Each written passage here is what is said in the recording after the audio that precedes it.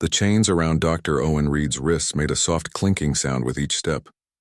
He walked between 4 armed guards through corridors that smelled like recycled air and fear.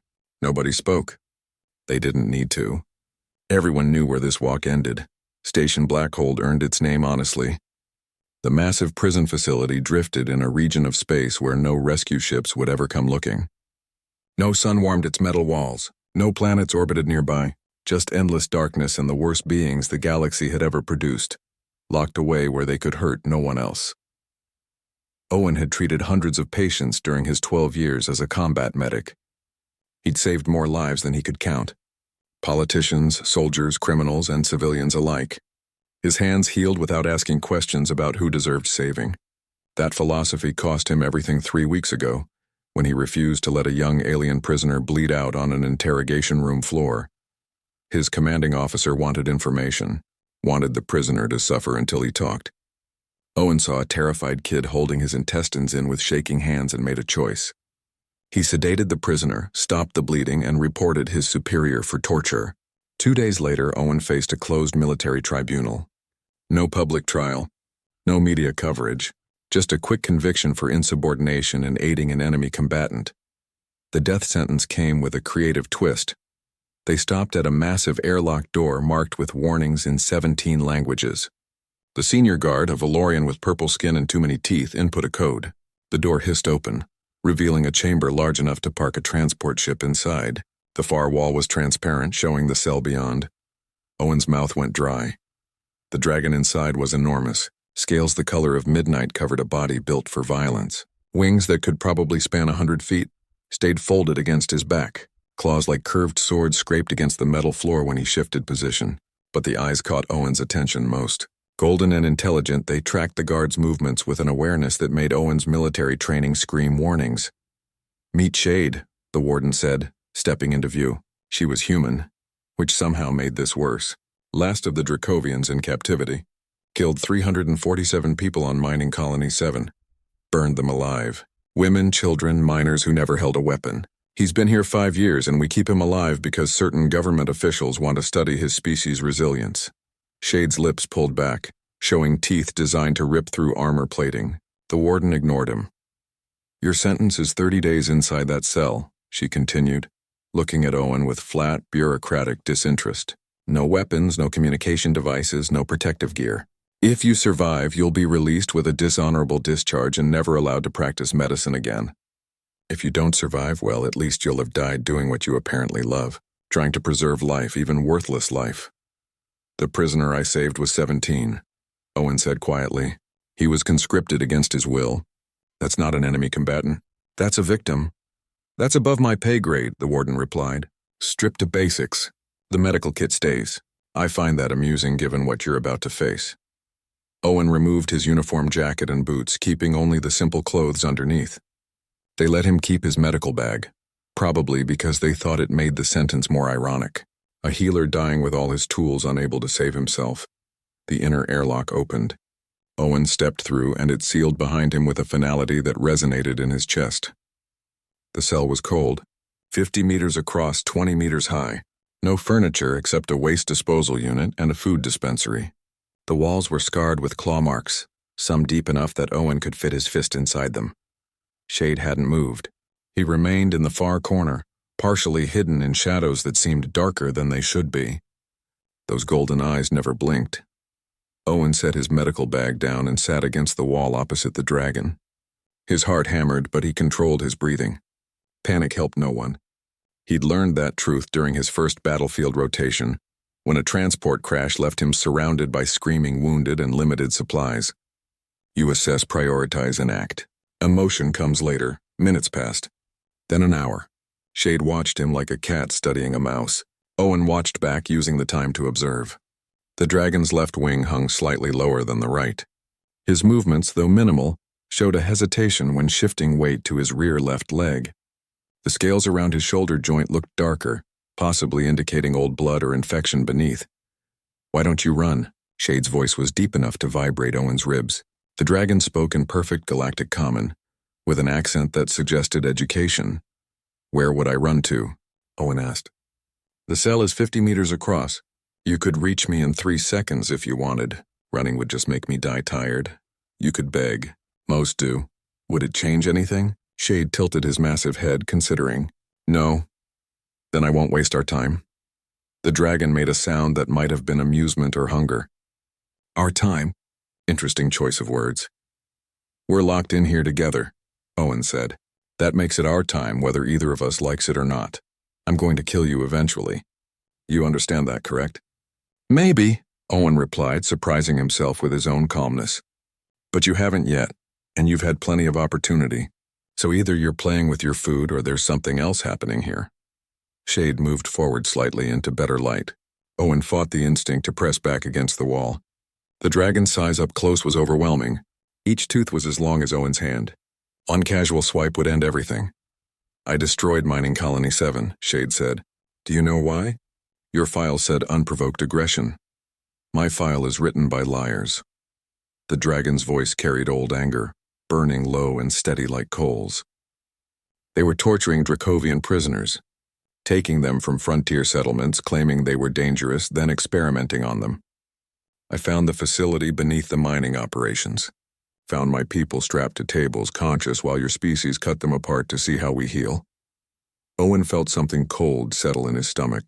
That's not in any official report. No, it wouldn't be. Easier to call me a monster than admit what your government does in the dark. Shade settled back slightly.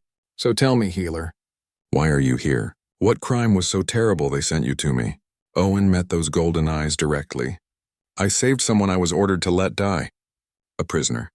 They wanted him to suffer for information. I couldn't watch that and do nothing. The silence stretched between them. Shade's expression, as much as a dragon could have expressions Owen could read, changed into something thoughtful. You chose mercy over orders, Shade finally said. I chose my oath over convenience, Owen replied. And they sent you here to die for it. Yes. Shade made that sound again. Definitely amusement this time. Perhaps this will be more interesting than I expected.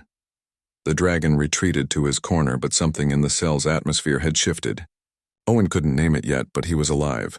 And he'd been alive for over an hour in a cell with the galaxy's most dangerous prisoner. That had to count for something. 3 days felt like 3 years in a cell with a dragon who could end you with one casual movement. Owen developed a routine because routines kept soldiers sane during deployments. Wake when the lights brightened to simulate morning. Eat the tasteless rations from the dispenser. Exercise to keep his muscles from weakening. Clean his medical supplies. Sleep in 4-hour intervals with his back against the wall. Shade watched everything. The dragon didn't sleep much, or perhaps he slept differently than humans. Owen would close his eyes, and when he opened them again, those golden eyes would still be fixed on him from across the cell. Not hostile exactly, more like a scientist observing an interesting specimen. On the second day, Owen started talking. Not to fill the silence, but because he needed to maintain his sanity, and talking to a dragon beat talking to himself. I grew up on a colony world called Harvest Point, he said, while organizing his medical kit for the 3rd time. Small population. Everyone knew everyone. When I was 9, a disease swept through our settlement. Something in the local water we hadn't filtered properly. The only doctor we had worked for 72 hours straight trying to save people. She died from exhaustion at her desk with a patient file still open in front of her. Shade's tail twitched. The first voluntary movement Owen had seen beyond the dragon's breathing. My mother was one of the people she saved, Owen continued. I decided then that I wanted to do what she did. Save people. Make the conscious choice every day to preserve life even when it cost everything. He closed the medical kit. Looks like it finally cost me everything for real. Why tell me this? Shade's voice rumbled across the cell. Because you asked why I'm here, I'm giving you the full answer. I could still kill you. I know. But if these are my last days, I'd rather spend them being honest than afraid. Shade made a sound somewhere between a growl and a sigh. Honesty is rare, especially in places like this. The 3rd day brought change. Shade tried to shift position and Owen caught the slight hitch in his movement. The momentary tension in the dragon's jaw. The careful way he redistributed his weight. Owen had seen these signs thousands of times in wounded soldiers trying to hide pain. Your left leg is bothering you, Owen said. The temperature in the cell seemed to drop 20 degrees. Shade's eyes narrowed into slits of molten gold. Watch your words, human. I'm a medic. Noticing injuries is what I do. I am not some weak prey animal for you to study. I didn't say you were. I said you're hurt. Owen stayed seated, keeping his voice level. The hesitation when you move. The way you favor your right side. The darker scales near your left shoulder joint suggesting old blood or infection. You've been compensating for months, maybe longer. Shade rose to his full height, wings spreading slightly in a display of dominance that made Owen's hindbrain scream at him to run. You dare suggest I am weak? I suggest you're in pain, Owen replied, forcing himself to stay calm. There's a difference. Every living being experiences pain. Acknowledging it isn't weakness. Ignoring it until it cripples you is just foolish. The dragon's claws carved new gouges in the metal floor. They caused this during my capture. Fired some weapon into my shoulder joint. Their doctors here keep me alive, but they don't heal. They want me capable of being studied but not comfortable. Owen's hands clenched. He'd seen that kind of treatment before in prisoners of war. Maintaining life without providing care. It was cruel and violated every medical oath he'd ever taken. Let me look at it, he said. Shade laughed, a terrible sound like rocks grinding together. You want me to allow a human to approach me? To touch me? So you can finish what your species started? So I can help. Owen stood slowly, hands visible and empty. You said yourself I chose mercy over orders. That I was sentenced here for refusing to let someone suffer. Why would I suddenly decide to cause more suffering now? Because I killed 347 of your kind. Who were torturing your people, Owen said. You were specific about that earlier. They had Dracovians on tables, conscious, being cut apart. You stopped it the only way you could. That's not murder. That's rescue. Shade stared at him for a long moment. You believe me? Your story makes more sense than the official report. Governments lie when the truth is inconvenient. I learned that the hard way. Owen took one careful step forward. I'm not saying what you did was right or wrong. I'm saying you're hurt, I can help, and sitting in pain for the rest of however long they keep you here serves no purpose. I could bite you in half. Yes, you could have done that any time in the past 3 days, but you haven't. You've watched me, listened to me, even talked with me. So maybe, just maybe, you're tired of being treated like a monster and wouldn't mind being treated like a patient for once. The dragon's wings folded slowly. He settled back to the floor, but his posture remained tense. If you try anything beyond healing, I will make your death slow. Understood. Owen picked up his medical kit and walked across the cell. Each step felt like moving through deep water. His training warred with his survival instincts. Every part of his brain that wasn't focused on medicine screamed at him to stop approaching the apex predator. He knelt beside Shade's left shoulder, close enough to feel the heat radiating from the dragon's scales. The wound was worse than he'd thought. A deep puncture, badly infected with tissue damage extending into the muscle beneath. Whoever treated this initially had done the minimum to keep Shade alive while ensuring maximum discomfort. This is going to hurt, Owen said, opening his kit. I need to drain the infection and clean the wound properly. I have limited pain medication and I'm not sure how it will affect your physiology. Do what you must. I've endured worse. Owen worked with steady hands, doing what he'd done 1,000 times before. Assess the damage. Clean the area. Drain the infection carefully. Shade remained absolutely still, but Owen could feel the tension in the dragon's muscles, the barely suppressed sounds of discomfort. I had to watch them die, Shade said suddenly. My people. After I destroyed the colony and freed the prisoners, the Galactic Council sent warships. They said Dracovians were too dangerous, that we proved we couldn't coexist with other species.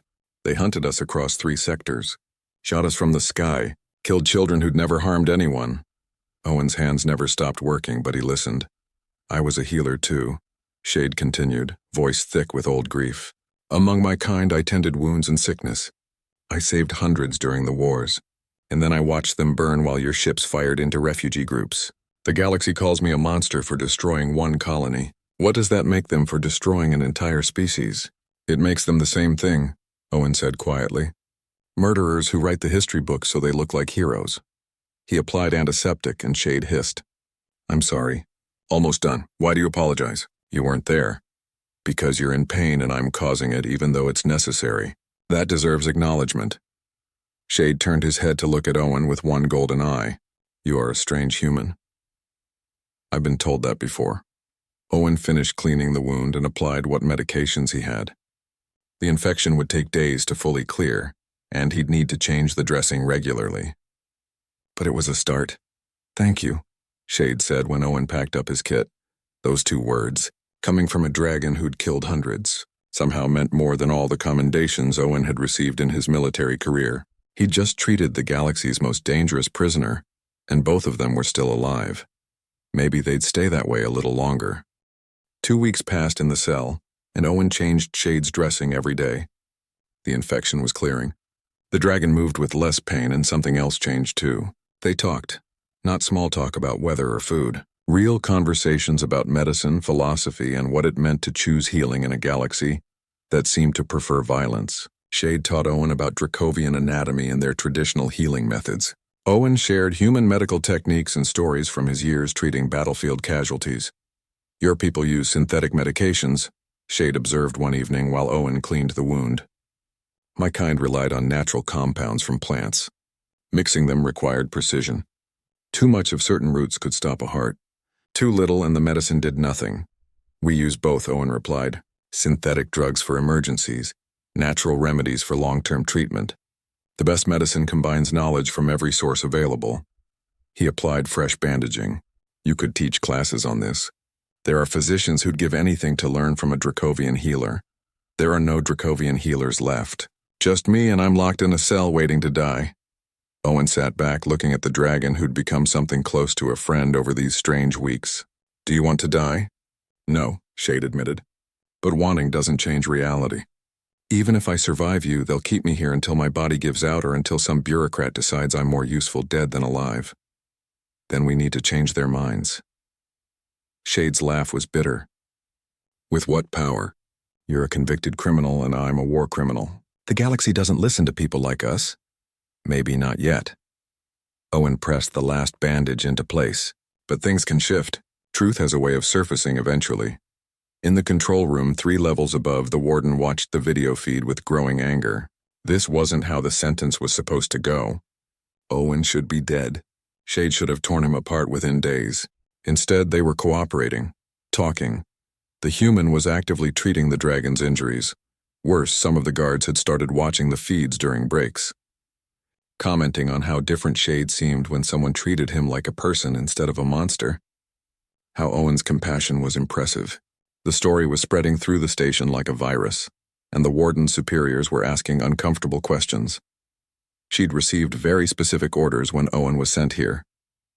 "Make sure he dies. Make it look like an unfortunate accident. No trials meant no public records. But a dead medic who chose the wrong side needed to serve as a warning to others who might question orders." The warden opened a secure communication channel. "We have a problem. The human has survived 2 weeks and made friends with the dragon. I need authorization to end this manually." The voice on the other end was cold and political. "Do it during the next shift change. Fewer witnesses. Make it a system malfunction. Depressurize the cell. Both of them die. Blame it on old equipment and move on." "Understood." Back in the cell, Owen woke from a light sleep to find Shade staring at the ceiling with unusual intensity. The dragon's body language screamed alertness. "Something wrong?" Owen asked. "The air circulation changed rhythm 3 minutes ago. The observation cameras repositioned twice in the last hour. The food delivery came early today." Shade's eyes tracked invisible patterns. "They're going to kill us." Owen's blood chilled. "You're sure?" "I've been in this cell for 5 years. I know every sound, every pattern, every routine.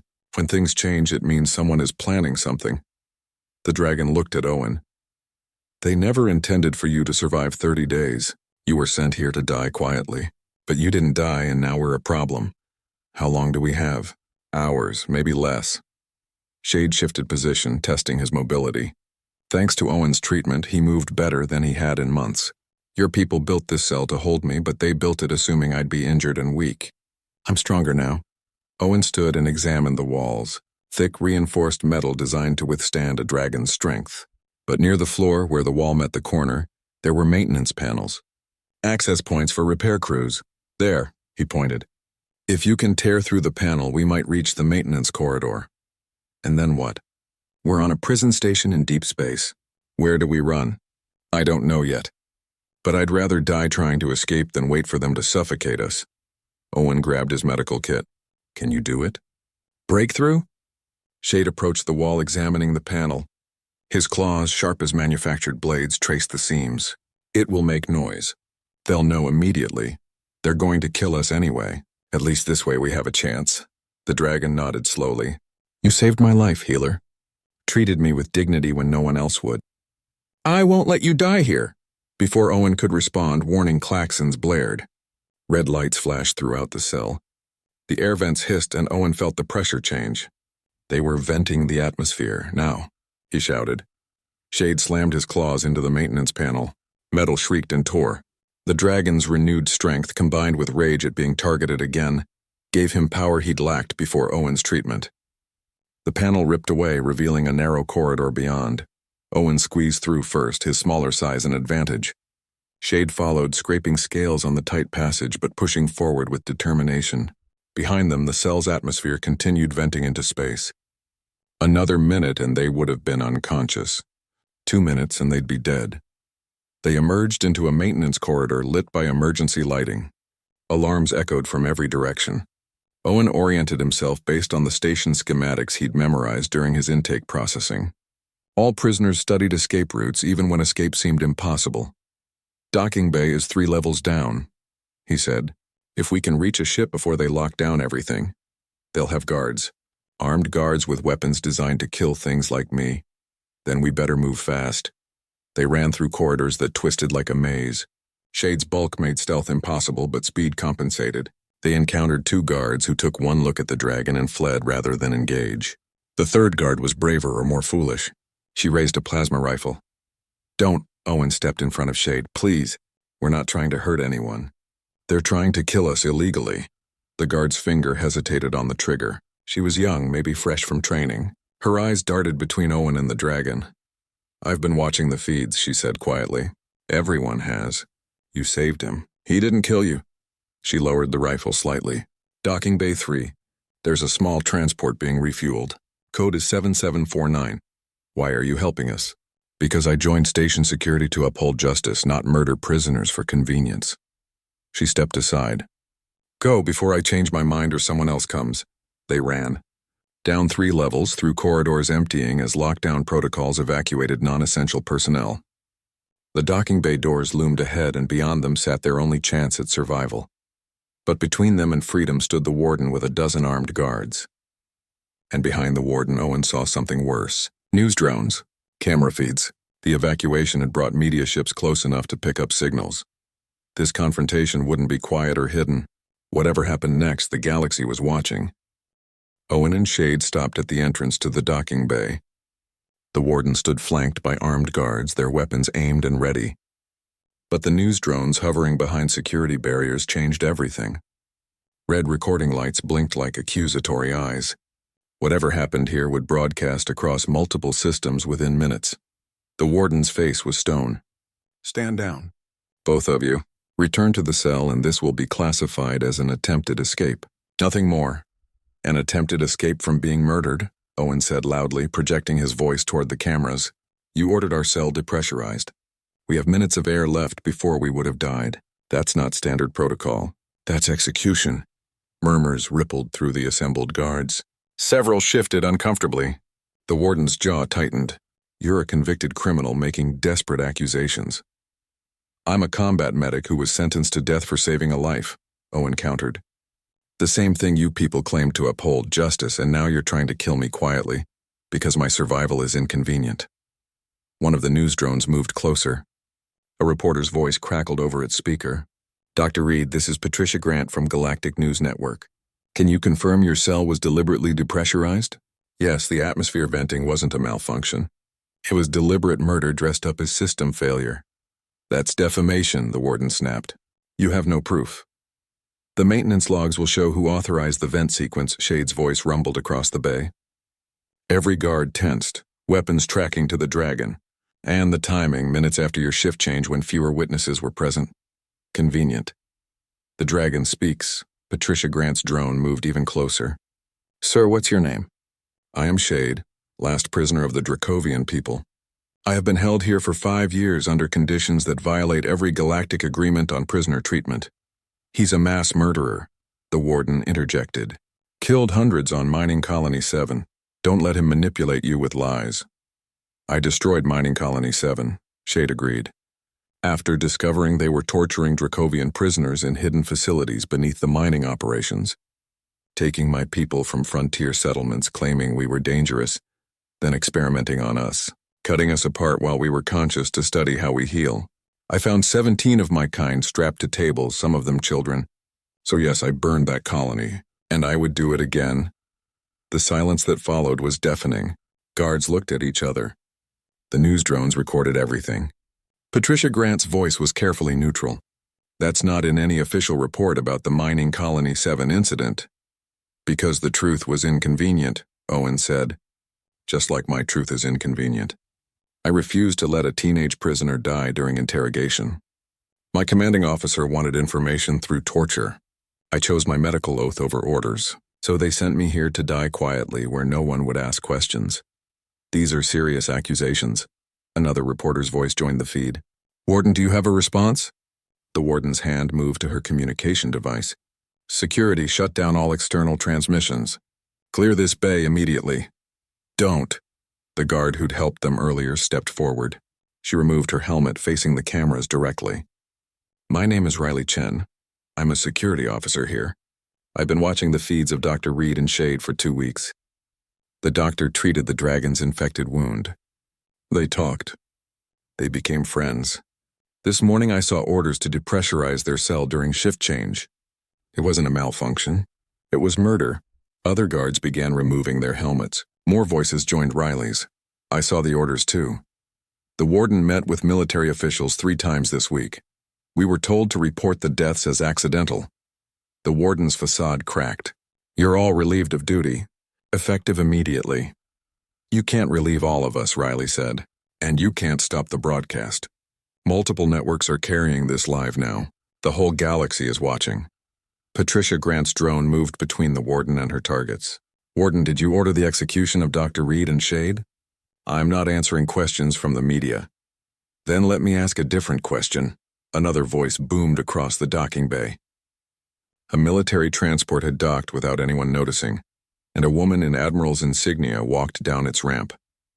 She was older, gray-haired with eyes that had seen too many battles. Warden, did you receive orders from military command to ensure Dr. Owen Reed did not survive his sentence? The warden went pale. Admiral Winters, this is a civilian facility. You have no jurisdiction. I have jurisdiction when military personnel are being illegally executed. Admiral Winters stopped in front of Owen, studying him with recognition. I remember you, Reed. You served under my command during the frontier conflicts. Saved 63 soldiers during the evacuation of Outpost Meridian. You were the best combat medic I ever worked with. Admiral. Owen nodded, hardly believing she was here. I heard rumors about your court-martial. Closed tribunal. No public record. That bothered me. She turned to face the cameras. I spent 3 weeks investigating. Dr. Reed was convicted for refusing to participate in torture. His commanding officer, Colonel Davies, has been charged with 17 counts of prisoner abuse. The teenager Reed saved testified against Davies, and his testimony revealed systematic torture of prisoners of war. Reed's conviction was a cover-up. The warden stepped back. I was following orders. From whom? Admiral Winters demanded. Who ordered you to kill a medic whose only crime was upholding the ethical standards we claim to value? I want immunity before I say anything. You'll get nothing except a trial. Guards, arrest the warden. Riley and 3 other guards moved immediately, disarming the warden and securing her hands. The remaining loyal guards looked at each other and lowered their weapons. Fighting an admiral with live news coverage wasn't worth their careers. Admiral Winters approached Shade carefully. The dragon watched her with wary golden eyes. I'm not here to hurt you, but I need to know. Is what you said true? About Mining Colony 7? Every word, Shade replied. I can provide coordinates to the facility. The bodies may still be there if no one cleaned up the evidence. We'll investigate, and if you're telling the truth, if there was a hidden torture facility, then your actions take on a very different context. She looked between the dragon and the medic. You two have created quite a situation. We just wanted to live, Owen said. Well, you've done more than that. You've exposed corruption, war crimes, and forced the galaxy to confront some uncomfortable truths. Admiral Winters gestured to her transport. Come with me. Both of you. Protective custody while we sort this mess out. You'll be safe and treated fairly. Can you promise that? Shade asked. I've heard promises before. I can't promise the outcome, but I can promise honesty and due process, which is more than you've gotten in 5 years. Shade looked at Owen. The human nodded. They'd survived this long by trusting each other. Maybe it was time to trust someone else. They walked toward the transport together. Camera drones followed, broadcasting their every step. The news feeds were already exploding across the galaxy. Human medic befriends dragon. Prison corruption exposed. War crimes revealed. Owen didn't know what came next.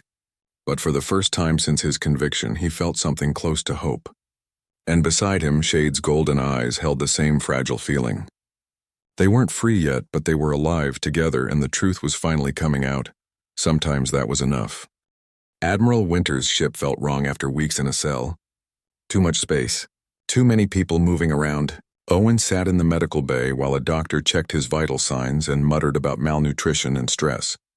Shade occupied the cargo hold, which was the only space large enough to accommodate him comfortably. Guards stood watch, but they kept their distance and their weapons lowered. You're surprisingly healthy considering your circumstances, the doctor said, finishing her examination. Though I'm recommending 2 weeks of proper rest and nutrition therapy. What about Shade? Owen asked. The dragon? I wouldn't know where to begin examining him. Dracovian physiology is beyond my training. I can help with that. I've been treating his wound for 2 weeks. The doctor raised an eyebrow. You treated a Dracovian? With what resources? Basic medical principles. Anatomy is anatomy once you understand the fundamentals. His wound is healing well, but he'll need continued care to prevent reinfection. The Admiral wants to speak with both of you once you're cleared. She's in the command room reviewing evidence. The doctor handed Owen a nutrition pack. Eat this, then go talk to her and read. Whatever happens next, you did something remarkable back there. People are already calling you a hero. Owen didn't feel like a hero. He felt tired and uncertain. But he drank the nutrition pack and made his way to the cargo hold. Shade lay curled in the center of the space, but his eyes tracked Owen's approach. How are you? Owen asked. Confused, hopeful, terrified. Shade's tail twitched. Choose any or all of those. This is the first time in 5 years I've been outside that cell. The first time anyone with real authority has suggested I might deserve more than death. Winters is fair. I served under her. She doesn't make empty promises.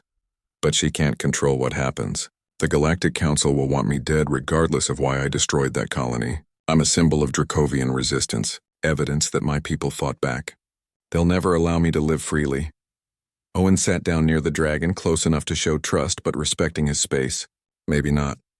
But symbols can change meaning. Right now, you're a symbol of someone who stopped torture and survived injustice. That's powerful. Before Shade could respond, Admiral Winters entered the cargo hold. She moved without fear, though she was close enough that Shade could reach her in one movement. I've reviewed the evidence, Dr. Reed. Your conviction is being overturned. Colonel Davies is in custody facing multiple charges. You're a free man. The words took a moment to register. Free. Owen had stopped believing that was possible. What about Shade? He asked. That's more complicated. Winters pulled up a holographic display showing coordinates and images. We sent a team to the location Shade provided. We found the facility beneath Mining Colony 7. 17 bodies, all Dracovian, showing signs of extensive experimentation. Medical logs documented procedures performed without anesthesia. They were studying accelerated healing, trying to weaponize it. Shade's claws scraped against the floor. The pain in his eyes was ancient and fresh at once. The people running that facility had government backing. Winters continued. This goes high up. Multiple officials are implicated. But here's the problem. Legally, what you did was still mass murder. 347 people died. Not all of them were involved in the torture. Miners, support staff, families living in the colony. I gave them warning, Shade said quietly. I broadcasted on all frequencies to evacuate. Gave them 6 hours. Those who died chose to stay. Chose to defend the facility rather than flee.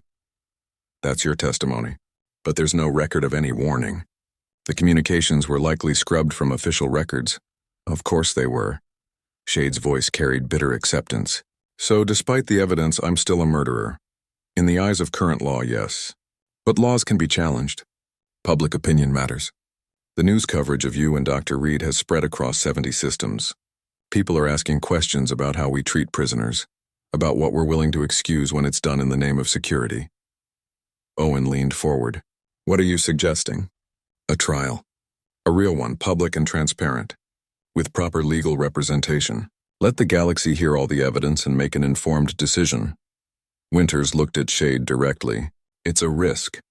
You could be convicted again, but you could also be vindicated. And even if you're not, at least the truth will be on record. I've spent 5 years being treated like a monster, Shade said. Why would a trial change that? Because you won't be alone. Owen stood up. I'll testify. I'll explain what I saw, how you acted with me. The galaxy thinks Dracovians are mindless killers, but I spent 2 weeks with you and saw a healer, a person who chose to save tortured prisoners even knowing it would cost him everything. Your testimony alone won't be enough. It won't be just him. Riley Chen entered the cargo hold, still in her security uniform. I'm testifying too. About the conditions at Blackhold, about the orders to execute you both. 3 other guards are willing to speak as well. More people entered. The doctor who'd examined Owen, 2 of Admiral Winter's crew members. Even Patricia Grant, the reporter, appeared via holographic link. This is the biggest story of the decade, Patricia said. People want the truth. I've already received testimony requests from a dozen witnesses who saw Dracovians being captured and disappeared. Your trial won't just be about you. It'll be about everyone who's been victimized by systems that operate in darkness. Shade looked at the assembled group, then at Owen. Why? Why do you care what happens to me? Because you saved my life, Riley said. When the warden ordered that cell depressurized, you broke through the wall. You could have escaped alone, left the human behind, but you didn't. Because you represent everyone who's been punished for doing the right thing, another crew member added. Every person who stood up against injustice and paid the price. Because you're a person, Owen said simply.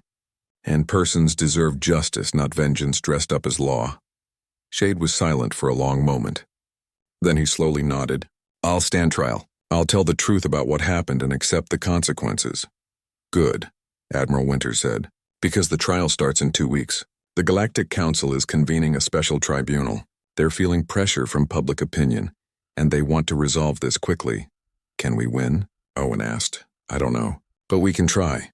The next 2 weeks were a blur of preparation. Lawyers arrived, reviewing evidence and building their case.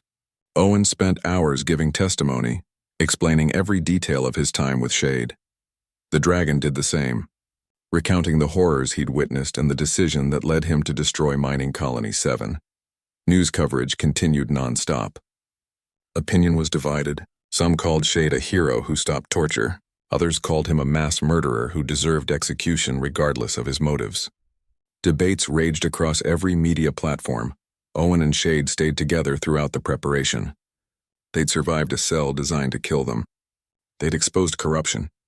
Now they faced the biggest challenge yet, convincing the galaxy that mercy mattered more than revenge. The night before the trial, they sat together in the cargo hold. Neither spoke for a long time. Whatever happens tomorrow, Shade finally said, thank you for seeing me as more than a monster. Whatever happens tomorrow, Owen replied, thank you for seeing me as more than prey. They faced the morning together, ready to let the galaxy judge them both. The tribunal chamber was built to impress. Curved walls rose 50 meters high, lined with seats for representatives from 100 worlds. At the center sat 7 judges, species from across the galaxy chosen for their supposed impartiality. Owen and Shade stood in the defendants' area, surrounded by translucent barriers that allowed everyone to see them while maintaining security protocols. Every seat was filled. Billions more watched through live feeds broadcast to every corner of civilized space. This wasn't just a trial. It was a referendum on justice itself. The head judge, a crystalline being whose species communicated through light patterns, began the proceedings. Her words translated through speakers embedded in the chamber walls. This tribunal will determine the legal status of Shade, last captured member of the Dracovian people. The charges are 347 counts of murder. How does the defendant plead? Shade's lawyer stood, a human woman named Dr. Foster who specialized in interspecies law. The defendant acknowledges his actions but pleads justified defense of others. We will prove that Mining Colony 7 housed an illegal torture facility, and that Shade acted to rescue Dracovian prisoners being subjected to war crimes. Murmurs rippled through the chamber. The prosecution, led by a stern military official, countered immediately. The prosecution will prove that regardless of any alleged facilities, the defendant's actions constituted mass murder, and that appropriate legal channels existed for reporting suspected crimes. The trial began. The prosecution presented their case first. Footage of the destroyed colony, names and faces of the dead, testimony from survivors who spoke of fire falling from the sky, of watching loved ones burn. It was devastating and designed to paint Shade as a monster incapable of restraint. Then came the defense. Dr. Foster displayed the evidence from beneath the colony. The torture chambers, the bodies, medical logs that documented experiments performed on conscious Dracovian prisoners. The chamber fell silent as images of children strapped to tables filled the displays. These are the 17 beings Shade rescued, Dr. Foster said. The youngest was 6 years old. They were taken from frontier settlements under false pretenses and subjected to months of experimentation. The facility was funded through classified military budgets and operated with government knowledge. Admiral Winters testified next, explaining her investigation and the systematic cover-up. Riley Chen described the conditions at Blackhold Station and the orders to execute Owen and Shade. Other witnesses followed, each adding pieces to a picture of institutional cruelty hidden behind bureaucratic efficiency. Then Owen took the stand. I spent 2 weeks locked in a cell with Shade, he began, speaking to the entire chamber. I was sent there to die.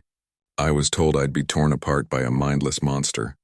Instead, I met a person, a healer who'd been forced into violence by watching his people tortured. We talked, we shared stories. He taught me about Dracovian medicine, and I treated his infected wound. Owen looked directly at the judges. I've treated thousands of patients in my career. Soldiers, civilians, criminals, victims.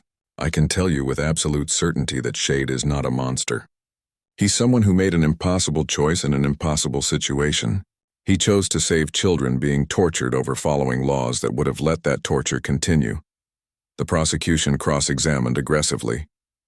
Dr. Reed, isn't it true that you were convicted of insubordination? That your judgment regarding authority is already compromised? Yes, I was convicted. For refusing to let a teenager die during torture. If that compromises my judgment, then I'm proud to have compromised judgment. The trial stretched across 3 days. More witnesses testified. Experts debated the legality of Shade's actions. The Galactic Council's representatives squirmed as evidence of government-sanctioned torture became public record. Several officials resigned during the proceedings rather than face questioning.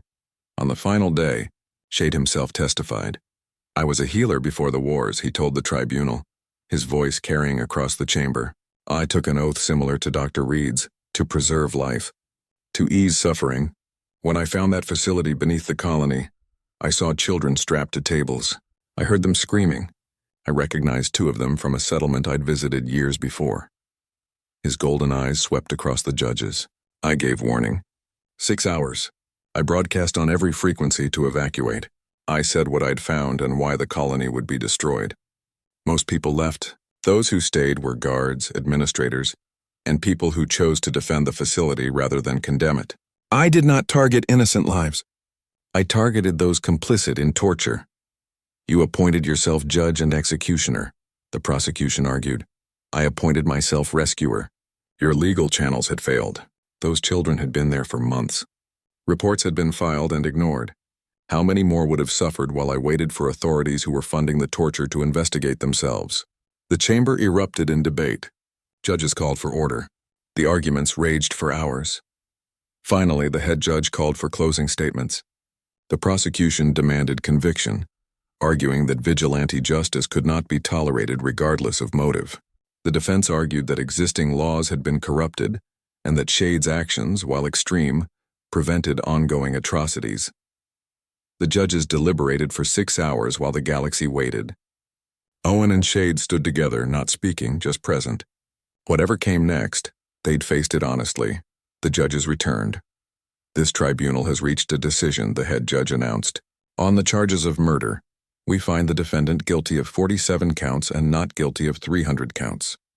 Those who died in the facility's destruction were complicit in war crimes. Those who evacuated and died attempting to prevent rescue operations made choices.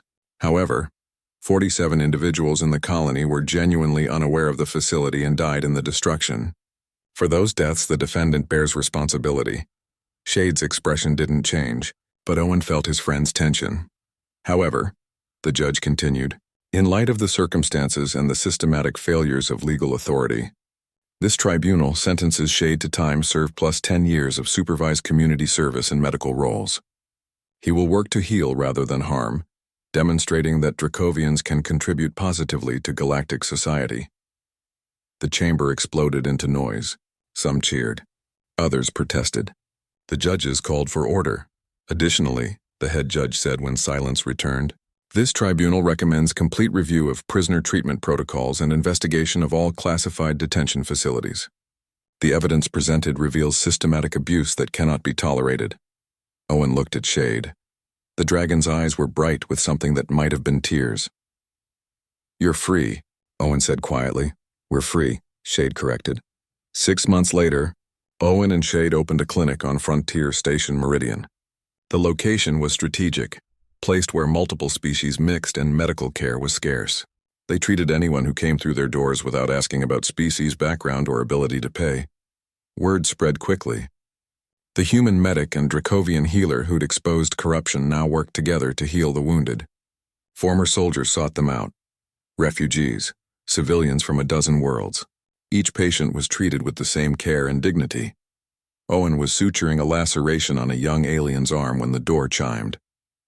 Shade looked up from mixing medications and made a welcoming rumble. Admiral Winters entered, looking tired but satisfied. I heard you two were making a difference out here.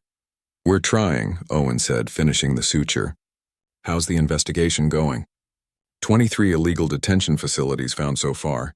412 prisoners released. 73 government officials facing charges. She smiled. Your trial did more than save one dragon. It exposed a system that needed exposing. Good, Shade said, carefully measuring compounds. Perhaps some of those freed prisoners will find their way to healthcare now instead of revenge. More patients arrived. A human with radiation poisoning. A Valorian with a broken limb. They worked together seamlessly. Human hands and dragon claws both serving the same purpose. Healing, helping. Choosing mercy in a galaxy that still often preferred violence. Outside their clinic, a sign hung in 17 languages. All are welcome. All will be treated. The galaxy hadn't forgotten what happened when they locked a human combat medic with their most dangerous dragon. But the lesson learned wasn't the one the warden intended.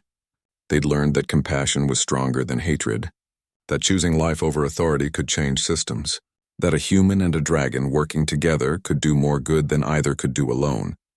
Patients kept coming. Owen and Shade kept healing. And slowly, one person at a time, they proved that mercy wasn't weakness. It was the strongest force in the galaxy. The unlikely partnership that was meant to end in death became a symbol of hope instead. And hope, once kindled, was impossible to extinguish.